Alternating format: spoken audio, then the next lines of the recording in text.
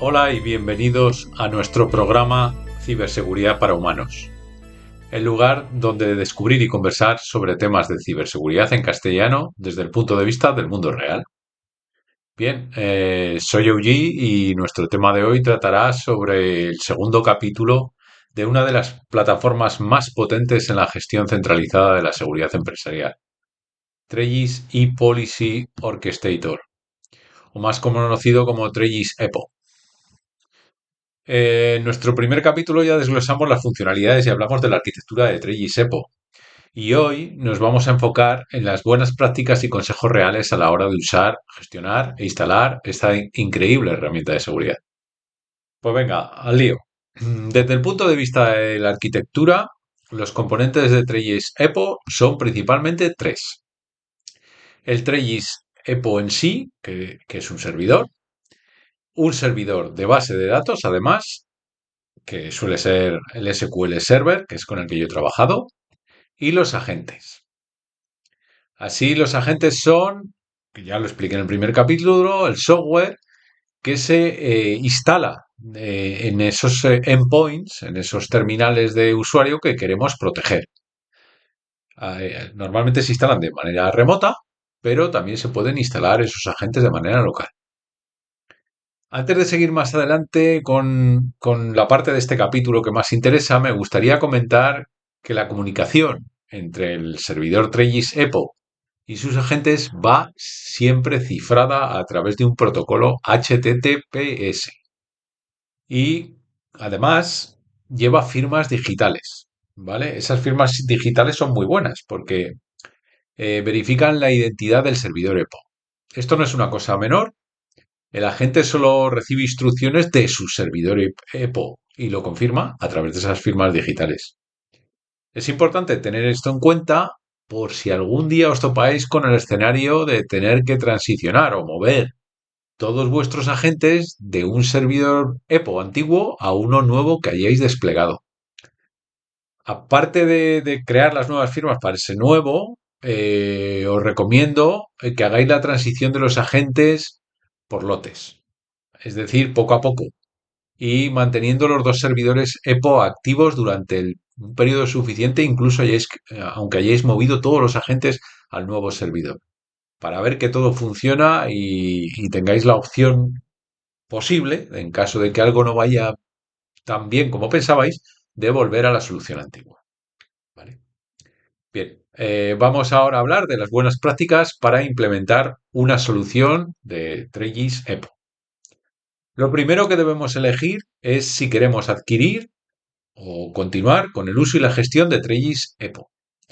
Para eso tenemos que tener en cuenta los productos de seguridad que queremos usar, cuántos endpoints protegeremos y de qué clase son esos endpoints. Por ejemplo, tenemos que saber si vamos a proteger estaciones de trabajo de los usuarios, como una workstation, o vamos a también proteger también servidores aparte de la workstation. Eso tenéis que saberlo. No es lo mismo proteger a las workstation, a los terminales de trabajo, que a un servidor, porque Trellis también tiene productos específicos para servidores. Ya lo comenté en el primer capítulo, uno de ellos es Move. Voy a hablar un poquito de Move. Move es una solución de Trellis especialmente pensada para esos entornos virtualizados que habitualmente se usan en los servidores que tenéis alojados en vuestro hipervisor. También, por otro lado, Move también puede proteger a máquinas virtuales que se utilicen como escritorios remotos en ese entorno virtualizado.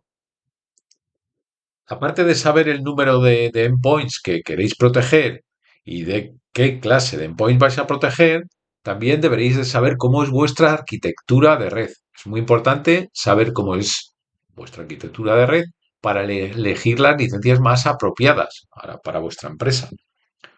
No es lo mismo tener una arquitectura de site o localización única y cada vez que aquí quiero comentar que cada vez que me oigáis la palabra site, quiero referirme a oficinas o el emplazamiento de las oficinas.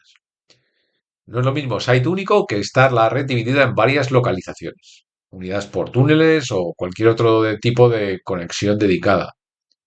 Tenemos que conocer bien esa arquitectura de red.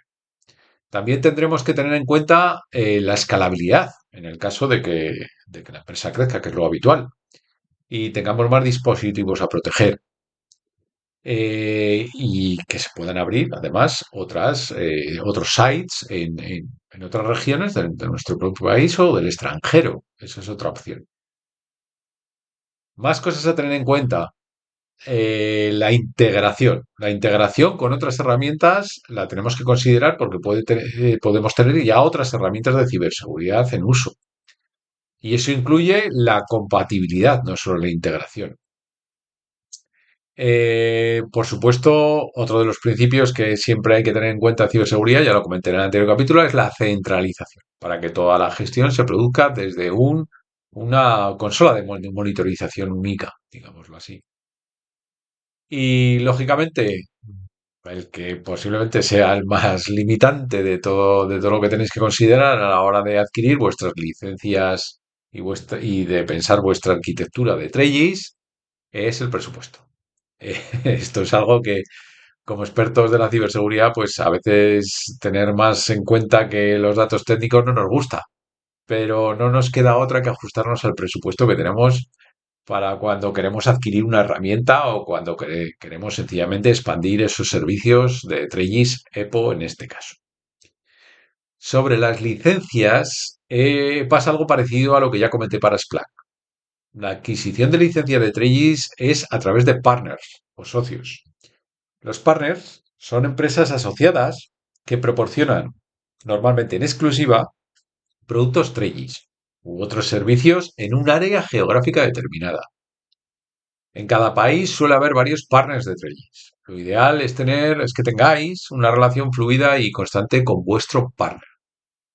Y si no habéis todavía desplegado Trellis y vais a elegir un nuevo partner, pues tenéis que elegir uno con una buena calidad de servicio y que esté dispuesto a desplazarse, si es necesario, a vuestra empresa para que os haga un servicio de consulting o de asesoramiento en tu propia empresa on-site, solemos ya decir en inglés.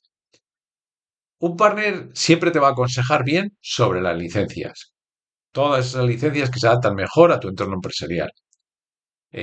No tengáis la idea preconcebida de que el partner va a intentar sacar más dinero, en el sentido de que os va a intentar vender más licencias de las que necesitéis, más en cantidad, o haciendo las funcionalidades de las licencias más caras si no las necesitáis.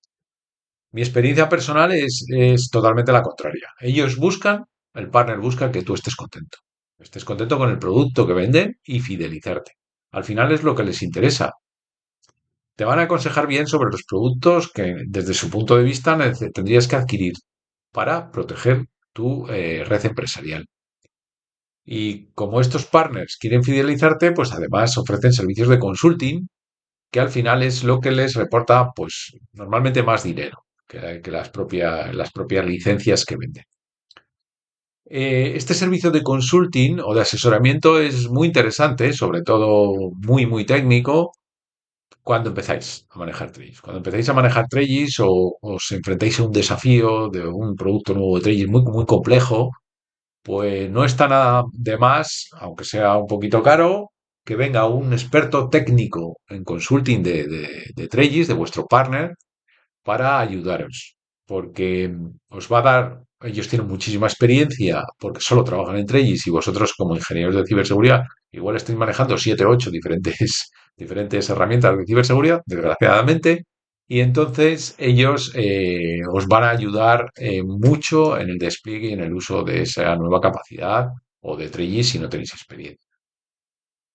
Otra ventaja adicional de tener un buen partner es que cuando quieres probar un producto nuevo de Trellis, normalmente te lo dan sin costo durante 1 a 3 meses, ¿vale? Aproximadamente. Depende. Para que lo probáis. Lo ideal es en un test environment, en una red de test, donde podáis desplegarlo y probarlo y ver si queréis adquirirlo, porque es lo que pensabais que os vendría bien para vuestra empresa. Esto normalmente el partner te lo da de manera gratuita, tanto lo adquieras como que no. Bien, pues vamos a ver, aparte de hablar de la licencia, las buenas prácticas. Las buenas prácticas, la primera que yo recomendaría es cuando empecéis un despliegue de vuestro sistema Trellis EPO, es que el Trellis EPO Server vaya en una máquina, digámoslo así, en una appliance, tanto sea física como virtual, y el servidor de la base de datos relacional, que yo he usado SQL Server, vaya en otra diferente. Hay que tenerlos separados. Es mi mejor consejo inicial para cuando planeéis vuestro despliegue. Hay varias razones para basarse en esa separación de tanto de la base de datos como de la base de datos, entre la base de datos y el servidor Trellis. Y la principal es que el SQL Server es un sistema intensivo de recursos, como cualquier otra base de datos relacional. Y así podemos ajustar las características de ese servidor específicamente para gestionar una base de datos. Hay muchas otras razones también, como la de seguridad, por ejemplo. Separar los roles del servidor EPO del de la base de datos reduce el riesgo de que una misma vulnerabilidad afecte a los dos servicios. Y incluso podéis poner vuestra base de datos en una red más interna, más protegida, digámoslo así, ¿no? Porque es el core de vuestro, el corazón de vuestro sistema Trellisep. Siempre que tengáis una buena comunicación, puede estar alojado incluso remotamente. Acordaros de abrir los firewalls, obviamente, para que haya comunicación entre el servidor Trellis EPO y la base de datos. En este caso, yo, la que conozco y he trabajado, SQL Server. También otra razón para desplegar estos dos servicios en dos diferentes máquinas es que cuando actualizamos, pues ese tipo de actualización no afecte a los dos servicios. Además, al ser una base de datos, si lo montamos todo en una máquina, base de datos más servidor 3GEPO, habría que aplicar más actualizaciones con más frecuencia, ¿vale? Eso también podría inhabilitar el servicio más tiempo. Como veis, para mí son solo ventajas, incluso la escalabilidad, que no he incluido aquí, ¿no? Si necesitáis escalar más vuestro sistema, podéis añadir más recursos específicamente o al servidor de la base de datos o al servidor de 3GEPO. Pero vamos, buenas prácticas. La primera, si queréis desplegar un Trellisip desde cero, es SQL Server o base de datos, me da igual que sea SQL Server o otro tipo de base de datos, en una máquina específica y vuestro servidor Trellis EPO en otra. Bien, esto es en entorno de producción. Alguno puede pensar, bueno, ¿y qué pasa en entorno test? Bueno, pues en entorno test podéis hacer lo que queráis. En entorno test se supone que vais a manejar poca carga de trabajo, pocas máquinas, con lo cual podéis hacerlo todo en una simple máquina virtual. Pero en entorno de producción, por supuesto, mínimo dos máquinas. Vale, otra recomendación. em, Cómo probar cosas que queréis desplegar o paquetes que queréis desplegar nuevos, software nuevo de Trellisepo o incluso un cambio de política, por ejemplo, de seguridad o un cambio de tarea que puede afectar a los usuarios, a los endpoints, al final afecta a los usuarios. Bueno, pues yo os recomiendo siempre tener vuestro entorno de test, aunque estoy seguro que vuestros administradores de sistemas ya tienen su red de test ya creada con vuestros sistemas. Pues nada, incluir unos para vosotros. Como mínimo, lo que yo crearía es una máquina virtual, si tenéis un entorno virtualizado es lo ideal, de una estación de trabajo o workstation y uno que haga el rol de servidor. Servidor genérico, ¿vale? No tiene por qué ser un servidor específico de un tipo o de otro. Un servidor de máquina virtual de tipo test que vais a usar y una workstation virtual que vais a usar de tipo test. Estas dos máquinas virtuales las tenemos que mantener siempre actualizadas y con el software que usáis en producción. Lo mejor que sea el más crítico, ¿no? Que sea el más sensible a cualquier cambio tanto de políticas como de actualizaciones de software o despliegues de nuevas funcionalidades o paquetes. Estos dos sistemas se probarían con digámoslo así, una cadena de test que yo recomiendo aplicar. Personalmente la aplico de esta forma. Inicialmente, antes de hacer nada, creo un restoration point, o sea, un punto de restauración, o un snapshot si es una máquina virtual, ya que en caso de que pase algo, cuando despliegue las nuevas herramientas de Trellis o las nuevas políticas, pueda volver a la configuración anterior si es que me ha dejado de funcionar convenientemente la máquina por culpa de eso que he cambiado en Trellis, ¿vale? En caso de que no pueda deshacer el cambio a nivel de aplicación, a nivel de Trellis o a nivel de paquete o a nivel de política, pues tengo que tener un punto de restauración o un snapshot para volver atrás. Eso hay que hacerlo siempre, antes de probar. A continuación, lo que hago es probar el cambio durante al menos 2 días, al menos eso depende de vuestra red, lo grande que sea, en esas máquinas virtuales, tanto la de Workstation como la del server, esos cambios, a ver cómo funciona. Si todo va bien, lo probaría más adelante en un equipo físico, ¿vale? Lo ideal es que tengáis también un equipo físico tipo test de terminal de usuario, es decir, una Workstation o un laptop, un ordenador portátil, perdonad si hablo a veces en inglés demasiado, y ahí también lo probaría, al menos otros 2 días, ¿vale? Pero ya tiene que ser físico. Si es que vuestro entorno trabajáis con equipos físicos, que entiendo que sí, si solo trabajáis con terminales virtualizadas, este paso obviamente os lo saltáis. Si todo va bien durante esos 2 días en el, digámoslo así, portátil de test físico que tenemos, pues ya lo probamos en nuestro propio equipo de trabajo. Nuestro propio equipo de trabajo del ingeniero de ciberseguridad.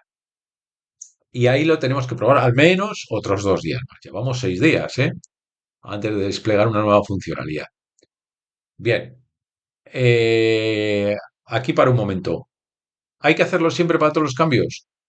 Pues no para todos. Obviamente para una actualización de las firmas de antivirus o antimalware, pues no es necesario esperar 6 días. De hecho, se hacen cada 24 horas, ¿vale? Hay otras cosas que tener en cuenta, pero no esta. Pero sí cuando el cambio es crítico, ¿vale? Cuando es un cambio crítico, por ejemplo. No habéis usado Drive Encryption y queréis usar Drive Encryption en los equipos. Pues ahí recomiendo no solo 2 días, sino alargar muchos más días cada uno de estos pasos de test. Bueno, después de probarlo en nuestro entorno físico de test, tenemos que haber creado con antelación en nuestro Trello SIPO un grupo de test con usuarios, con usuarios que manejen las workstations o sus terminales de trabajo en el día a día. Es importante que ese grupo de trabajo esté compuesto por personal de diferentes divisiones de vuestra organización. Eso es un consejo que os doy, porque las diferentes divisiones a veces usan diferentes software, debido, pues, el de finanzas usa un software de finanzas, el de ventas uno de ventas. Hay que probarlo con diferentes tipos de software, los cambios. Y además, si pueden ser usuarios en diferentes sites, o sea, remotamente, otros localmente, mejor que mejor. Ese grupo de test desplegaría, obviamente los usuarios saben que pertenecen a ese grupo de test, se lo avisaría y lo desplegaría entre 3 o 4 días mínimo ese software o esa actualización o ese cambio de política crítica de seguridad.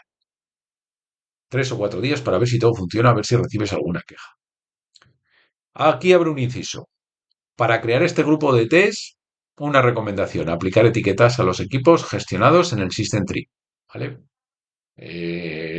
La idea de etiqueta, no sé si lo comenté en el capítulo anterior, ya creo que lo nombré, pero la etiqueta es, pues nada, un marcador que se le pone al equipo, un nombre, y según ese nombre esté denominado de una manera o de otra, se le puede instalar o aplicar una política determinada. De esta manera podéis crear una etiqueta, por ejemplo, test group, por deciros algo, y aplicársela a, no sé, por ejemplo, 20, 30 equipos en vuestra red de diferentes partes de diferentes divisiones de vuestra organización. Y a eso se les va a desplegar durante 3 o 4 días esos nuevos cambios. Vale, bien. Ten en cuenta que Trace es muy intrusivo, ¿eh? Que incluso los cambios de una política de seguridad pueden afectar al trabajo. Si mantenéis estos test escalonados, como os he explicado primero, vuelvo a repetir, primero las máquinas virtuales de test, tanto el workstation como el servidor, luego una máquina física si usáis entorno físico de test, luego vuestro propio ordenador, tanto workstation como portátil, luego un grupo de test os vais a quitar problemas en un futuro, ¿vale? Ya por último, si todo va bien, tenéis que desplegar esos cambios a todos los usuarios en producción y servidores si les afecta. Pero lo haría también de manera escalonada, por lo menos en dos grupos. Uno, servicios, servidores o usuarios críticos y otros estándar. ¿Vale? Primero se lo aplico a los estándar y luego a los críticos. ¿Que cuáles son los críticos? Eso lo dice vuestro Business Impact Analysis, ¿vale? Es un documento que os dice cuáles son eh, vuestra lógica de negocio, establece cuáles son vuestros servicios críticos que otorgan la supervivencia de vuestra empresa, ¿vale? Y que hay que recuperar cuanto antes. Pues eso es muy fácil, eso os da una pista para saber qué servicios son críticos. Pero bueno, un ejemplo, muy fácil. Por ejemplo, el Active Directory es un servicio crítico. Pues en el 99,9% de los casos sí. Si no, lo normal es que el usuario no pueda acceder a los recursos que estén en red. ¿Vale? Sería un ejemplo. Eh, bien, más cosas que tenemos que tener en cuenta. Para poder usar todo este tipo de etiquetas que he comentado y poder crear vuestro grupo de trabajo, tenéis que integrar vuestro Trellis EPO con vuestro Active Directory, servidor de Active Directory o LDAP. Es crucial, pero no solo para eso, para muchas cosas más. Es crucial que lo integréis, ¿vale? Aparte de luego integrarlo con vuestra herramienta SIEM o lo que sea, pero con el Active Directory o el DAP, por supuesto, ¿vale? Bien, venga. Otra mejor práctica o práctica aconsejada. Siempre que tengáis la opción de Report Only, la activamos. Bueno, alguno me preguntará, ¿y qué es eso de Report Only? Bueno, pues Report Only lo que nos permite es que ciertas acciones definidas en una regla o en una política no se ejecuten, sino solo se observen. Lo diré de una manera que se entienda mejor. Por ejemplo, pues nosotros podremos crear una política que bloquee la aplicación PowerShell para los usuarios que no sean administradores, que podría ser bastante factible. Cuando alguien intenta ejecutar PowerShell, pues bloquea PowerShell y no deja que se ejecute. ¿Dónde podríamos establecer esa política? Pues en el ATP, en la extensión o en la capacidad ATP que ya comenté en el anterior capítulo, que es Adaptive Threat Protection, o en el Exploit Prevention, ¿vale? En cualquiera de las dos podemos ejecutar o crear este tipo de políticas. Si lo ponemos en Report Only, lo que hace es que no se aplica, no bloquea nada, pero guarda esos datos de que lo hubiera bloqueado, ¿vale? Guarda además el usuario que lo intentó, guarda la aplicación que ha intentado bloquear o la aplicación que ha llamado a ese PowerShell, porque no tiene por qué ser solo el usuario, puede haberlo llamado otra aplicación. Y además la hora, el día, todo eso. Entonces nos da una información muy valiosa. ¿Vale? ¿Por qué? Pues porque si directamente creamos una política que puede ser muy intrusiva con el trabajo propio de nuestra empresa y la aplicamos, perdona esta palabra, a lo bruto, podemos bloquear el trabajo de nuestros compañeros, de nuestros trabajadores de la empresa. Sin embargo, con el Report Only podemos ver en qué afecta a nuestra empresa, en qué afecta a nuestro trabajo diario y crear excepciones específicas, filtrar un poquito más, refinar un poquito más esa política para que siga protegiéndonos, obviamente, que esa es nuestra intención, pero además no afectar el trabajo del día a día de la empresa, ¿vale? Un ejemplo, por deciros algo, ¿eh? Esto no sé si es verdad porque no os lo puedo asegurar, pero bueno, sé de otras que sí. OneNote. OneNote podría llamar a PowerShell en un momento dado. En OneNote tú puedes integrar de todo y puedes integrar incluso un script de PowerShell. Tú puedes pegar un script de PowerShell, eh, adjuntar, digámoslo así. Y sin quererlo puedes ejecutar, ¿vale? Esa llamada a PowerShell vendría desde OneNote, no desde el usuario, ¿vale? Y quizás esa capacidad le venga bien a los usuarios en un determinado contexto, que no lo sé, ¿eh? Eso es un ejemplo muy, muy trivial. Si nosotros bloqueamos PowerShell, OneNote ya no tendría esa capacidad, ¿vale? Y igual nos interesa mantenerla. Y estoy diciendo también esto de cara al paquete Office, de cara a las macros, de cara a muchísimas cosas, ¿vale? Hay muchas aplicaciones que en background usan PowerShell. Usan PowerShell con privilegios normalmente de usuario, pero hay que ver si bloqueando PowerShell totalmente dejamos de permitir la funcionalidad de ciertas aplicaciones que usan nuestros compañeros. Bien, ese es otro consejo. Siempre que podáis, report only. Y cuando pasen 15 días o 3 semanas o 4, que vosotros ya tengáis suficiente información, veis, "Oh, ahí va, pues no bloquea nada del día a día. Perfecto, la voy a activar y hacerlo por test. Como siempre he dicho, por escalones, vais haciendo por test y obviamente al final, cuando lo despleguéis a todo el mundo, tenéis que poner un aviso, ¿vale? Tenéis que avisar a los usuarios de que una funcionalidad va a cambiar. No vaya a ser que empiecen a observar comportamientos extraños en sus equipos o en sus aplicaciones. Además de que puede cambiar la interfaz que es presentada al usuario. Siempre avisar de los cambios cuando afecten a la parte de usuario de vuestra red de sistemas. A la parte de administrador es más fácil porque normalmente estáis integrados en ella. Más consejos. Debéis de planificar bien el despliegue de vuestros agentes. Hay que tener en cuenta que hay agentes para Windows y agentes para Linux. Es decir, que si tenéis un sistema heterogéneo compuesto por sistemas Windows y sistemas Linux, tendréis que instalar el agente Linux para sistemas Linux y el agente Windows para sistemas Windows. Parece una tontería, pero a veces se te va el clic del dedo y no marcas bien qué agente instalar, que esto se hace normalmente con tareas, ¿vale? Esa es otra palabra que tenéis que aprender, las tareas de Trellis. Esto también afecta incluso a los paquetes a instalar. Ya lo comenté en el anterior capítulo, que por desgracia muchos paquetes muy, muy, muy interesantes de 3GIS no son compatibles a día de hoy con Linux. A día de hoy. Espero que cambie el día de mañana. Son totalmente compatibles con Windows, pero todavía no con Linux. Ejemplos, Drive Encryption, Data Loss Prevention, ATP. Esos paquetes no existen para Linux, pero espero que en un futuro sí. Entonces, el intentar instalarlo puede crear problemas en el equipo que intentas instalarlo, porque Trellis, cuando la gente tiene permisos de instalación de administrador, y aparte podéis saturar el tráfico de vuestra red, no solo el equipo. Vale, también tenéis que tener en cuenta que hay paquetes que tienen su orden de instalación, ¿vale? El Endpoint Security o el ATP siempre se hay que instalarlo después del Platform Security, que es el primero que se instala, ¿vale? Hay un orden determinado en instalar ciertos paquetes. De todas formas, os dará un error, ¿vale? Os dará un error en la instalación. Si creáis una tarea con instalar los paquetes en un orden que no es el adecuado, os dará un error, ¿vale? Solo tenéis que mirar los logs, investigar el error y ver que, ahí va, me he equivocado en el orden del paquete.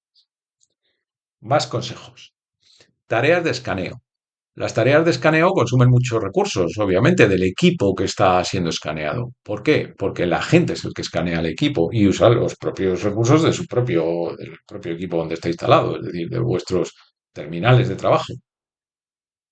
Si vosotros, una de las tareas que podéis crear es que se escaneen los endpoints, las estaciones de trabajo. Y si vosotros creáis una tarea para que escaneen todos los discos duros, pues eso toma mucho tiempo, ¿vale? No, no es algo que un escaneo de todos los discos duros, depende de cómo los tengáis de ocupados, no tarda media hora ni una hora. Igual tarda 2 o 3, depende, depende. Recomiendo al menos poner dos condiciones a esa tarea que se produzca el escaneo solo cada vez que el consumo de la CPU y de la memoria sea bajo. Por ejemplo, le podéis poner al 10%. Es decir, que en ese momento el trabajador pues apenas esté trabajando intensivamente el ordenador o se haya ido, pues no sé, a tomar un café o por ahí. Está encendido o lo ha dejado bloqueado, pero encendido y el Trellis puede escanear buscando malware en segundo plano, aunque esté bloqueado. Y la segunda condición es crear diferentes grupos con etiquetas, otra vez con los grupos y etiquetas. Es decir, vosotros lanzáis esa tarea siempre y cuando se cumpla que tengan cierta etiqueta. Por ejemplo, yo puedo poner una etiqueta a la mitad de mis equipos llamándoles martes. Y la otra, pues, es un ejemplo un poco absurdo, pero lo vais a entender. La otra mitad con una etiqueta que le ponga lunes. Entonces, al primer equipo que ponga lunes, la etiqueta lunes, va a lanzar una tarea, se va a lanzar una tarea de escaneo de malware todos los lunes, miércoles y viernes. Por ejemplo, siempre que esté por debajo del 10% la CPU y la memoria. Y los que tengan la etiqueta martes, se va a lanzar ese escaneo los martes, jueves y sábado. Eso es un ejemplo. ¿Por qué? Pues porque además mejoramos el tráfico de la red. No colapsamos el tráfico de la red y no colapsamos a todos los usuarios a la vez. Aunque ya he dicho que normalmente si le ponéis ya la condición de que no consuma, de que el consumo de CPU o de memoria esté por debajo del 10%, os ayudará mucho. Más cosas a tener en cuenta. Las actualizaciones del software de Trellis EPO, es decir, del propio servidor Trellis EPO, es decir, la consola y toda la lógica que tiene por debajo. Cuando vosotros actualizáis la versión de Trellis EPO, normalmente te pide acceso a la base de datos, aunque no esté en ese equipo. Normalmente la necesita volver a reiniciar o apagarla, ¿vale? Para poderse actualizar. Así que le tenéis que proporcionar esas claves, si no, no se puede instalar la nueva versión o la nueva actualización de Trellis EPO, el servidor. Pero las claves que le tenéis que proporcionar son los de la base de datos, de administrador de base de datos, no las del equipo donde está instalado. ¿De acuerdo? Parece una tontería, pero bueno, yo os pongo sobre aviso. Para ello, obviamente, tiene que haber, ya lo he comentado antes, comunicación entre vuestro 3GSEPO servidor y el puerto de la base de datos, que normalmente es el 1433. Bien, tener en cuenta eso, que tenéis que saber la contraseña y el usuario, las credenciales de administrador de base de datos. Alguno dirá, pues joder, pues claro, ¿cómo no los voy a saber? Pues puede ser que no. Si la base de datos os la ha montado un administrador de sistemas y no la habéis gestionado vosotros, igual no la sabéis, ¿vale? Tenéis que tener eso en cuenta. Otro tema que hay que tener muy presente para un despliegue apropiado de Trellis es tomar una decisión. Y la pregunta es, ¿repositorios o superagentes? Perfecta pregunta. Para mí, repositorios, os lo contesto claramente. Pero bueno, hay gente que usa superagentes. Depende.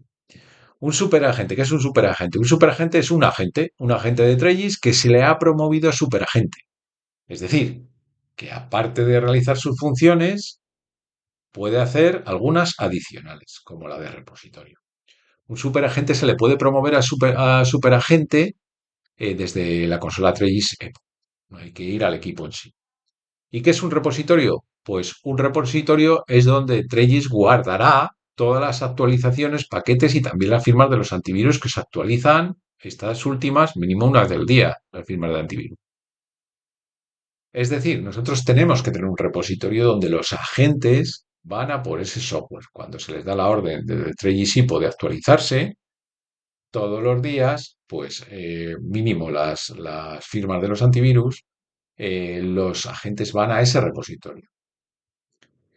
Ya he dicho que hay gente que usa los superagentes. Yo uso los repositorios remotos. Por defecto, en una instalación estándar, el repositorio principal es el propio servidor de Trellis EPO. Siempre el propio servidor de Trellis EPO hace de repositorio principal. Así todos los agentes, una vez que se despliegan, inicialmente saben a qué repositorio dirigirse para actualizarse o instalarse. Pero aparte podemos crear tareas para decirle a los agentes a unos que vayan a un sitio y a otros que vayan a otro. ¿Por qué? Pues porque nuestra red puede ser muy extensa. Puede tener varias localizaciones, varios sites, incluso en el extranjero. Entonces, tenemos que crear repositorios para salvar, para guardar todo el ancho de banda que podamos de nuestra conexión entre nuestros sites. No lo podemos ocupar con este tipo de intercambio de software. El repositorio principal, aunque siga siendo un servidor EPO, nosotros podemos añadir otros que pueden estar basados normalmente en HTTP o en FTP o UNC, ¿vale? Esos son los tres tipos que suelen ser para Trellis.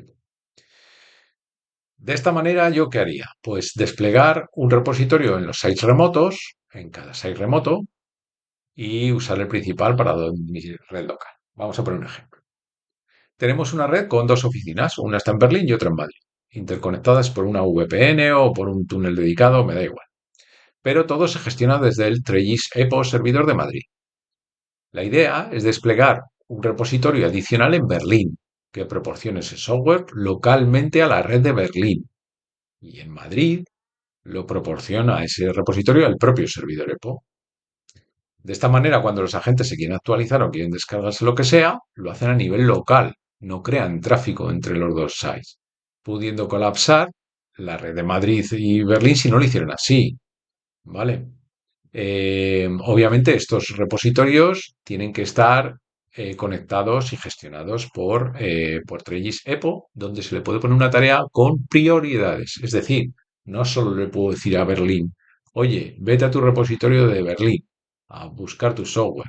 Los agentes buscarían ahí, pero ¿qué pasa si se cae ese servidor, ese repositorio? Segunda prioridad le pondría el de Madrid. ¿Y cuál sería la tercera? Si se cae el de Madrid y se cae el de Berlín. Pues la tercera es la que viene por defecto, hardcoded, que se dice mucho en inglés, es decir, grabada inicialmente, que es la web de Trellis en Internet. Hay un repositorio de la web de Trellis que todos los equipos licenciados van si no encuentran ninguno de sus repositorios en caso de que ninguno de ellos esté disponible. A las malas van a Trellis en su servicio web y descargan de allí el software que necesiten. Bien. Más cosas que podemos considerar. Eh, tenemos que integrar el EPO con el 100, ya lo he comentado. Si tenemos un XDR diferente también. Vuelvo a repetir, integración con el Active Directory y el DAP seguro al 100%. Y también se pueden tener otro tipo de consideraciones por ejemplo, tenéis que crear vuestro dashboard personalizados para monitorear los recursos y eventos críticos. Yo que vosotros también revisaría regularmente logs y alertas tanto del Data Loss Prevention como del Endpoint Security. Cuidado con las políticas de Data Loss Prevention, que son muy intrusivas. Incluso se pueden buscar caracteres en texto, pero no solo en eso, sino incluso en imágenes también. Y luego, cuidado al actualizar las políticas y las tareas. Creo que eso ya lo he comentado. Vale, ahora vamos a nombrar algunos escenarios donde hay problemas con Trellis y Po.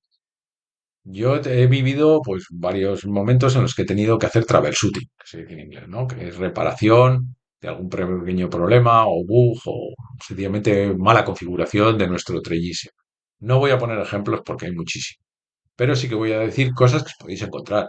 Solo vamos a nombrarlos y no vamos a hablar de cómo se resolverían porque este capítulo sería larguísimo y lo quiero, bueno, tenemos la idea, tanto Rigger y yo, de hacerlo entre 30 o 40 minutos máximo, ¿vale?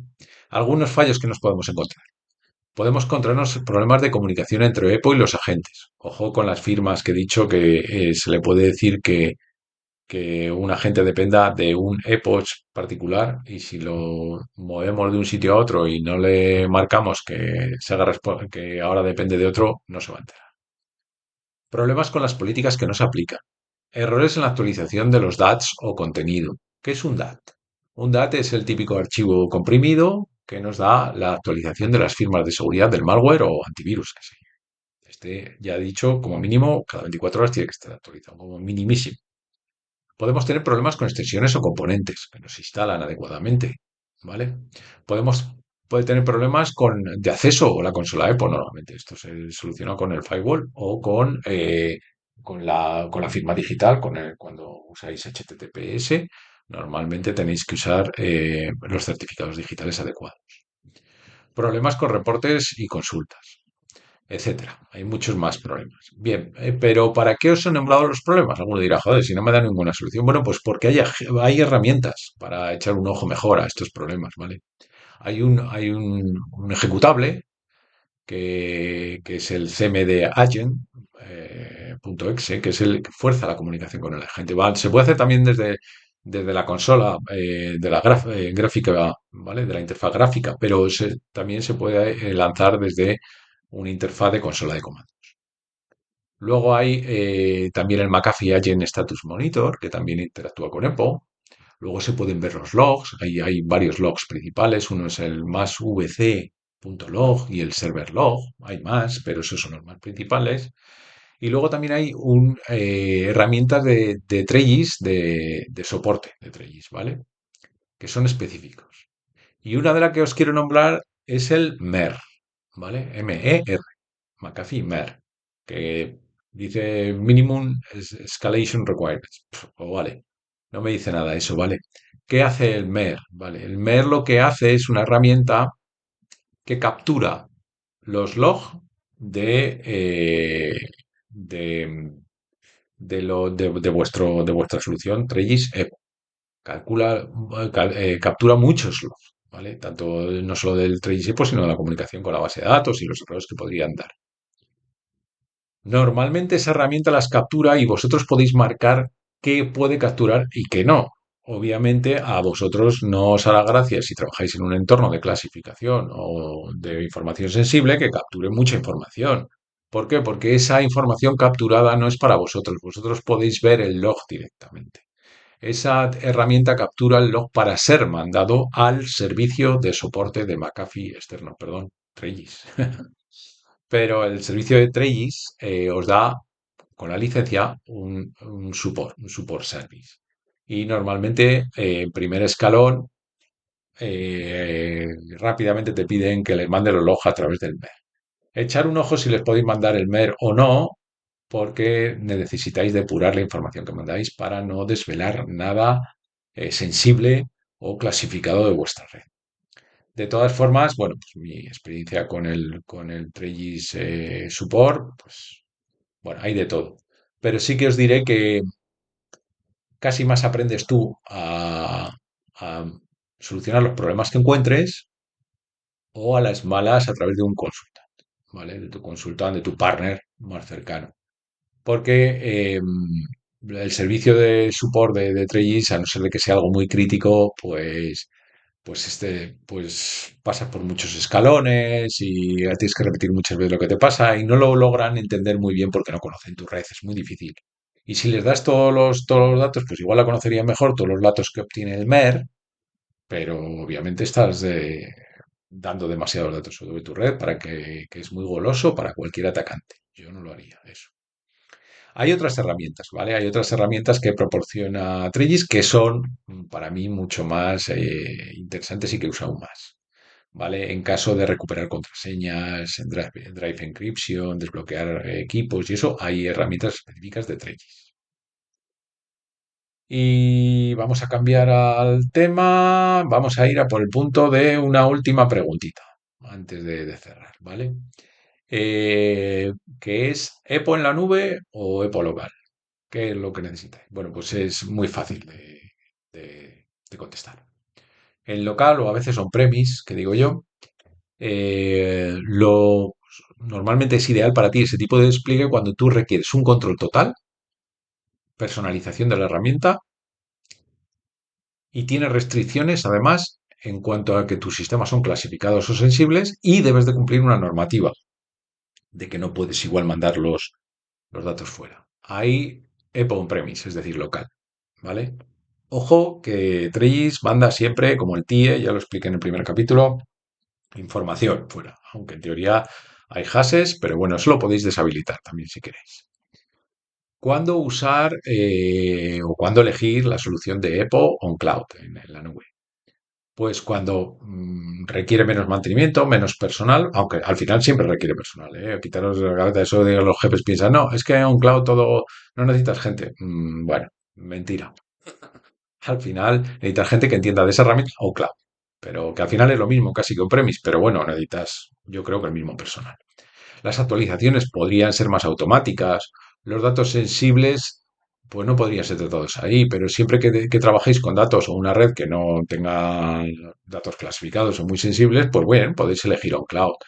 y que no esté sujetas a una normativa específica. Pues bien, ahí estaría bien el EPON Cloud. Vale. EPON Cloud es un servicio que proporciona Trellis, ¿vale? No proporciona cualquier proveedor de cloud, ¿eh? No lo proporciona ni Amazon Web Service, AWS, ni Azure de Microsoft, ni Google Cloud, ¿no? Lo proporciona Trellis. Ahora, existe una tercera alternativa, que es usar Trellis en mis servicios on cloud. Es decir, por ejemplo, en Azure o en AWS. Bueno, pues en Azure normalmente el esquema o el tipo de arquitectura es Bring Your Own License, que es BYOL. Normalmente se dice así el acrónimo Bring Your Own License. Es decir, ellos te dicen, tú traes tu propia licencia que ya la has pagado a Trellis y ya puedes usar Trellis dentro de nuestro entorno.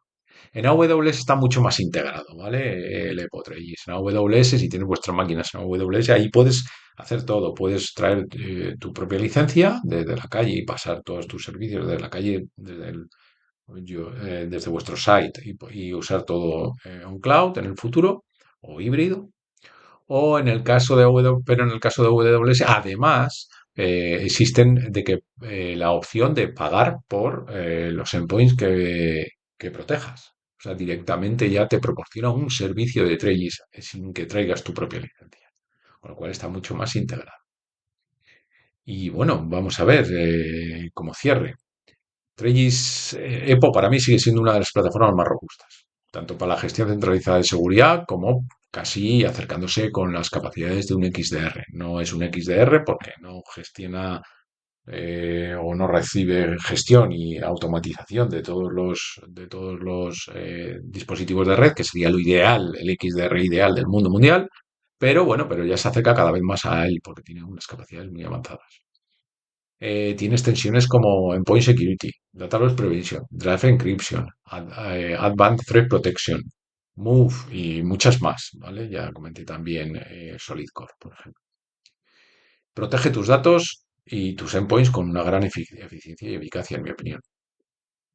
Y nada, si tienes más dudas o te has encontrado algún desafío con tu Trello y quieres contarlo aquí o qué más te gustaría saber, pues nada, ya sabéis dónde encontrarnos. Nos podéis escribir a través de las direcciones de nuestras web, que las encontraréis tanto en la descripción del podcast como en los capítulos. Y solo espero que hayáis aprendido nuevos conceptos útiles para vosotros y que nos hayamos divertido. Un saludo y nos vemos en el próximo episodio.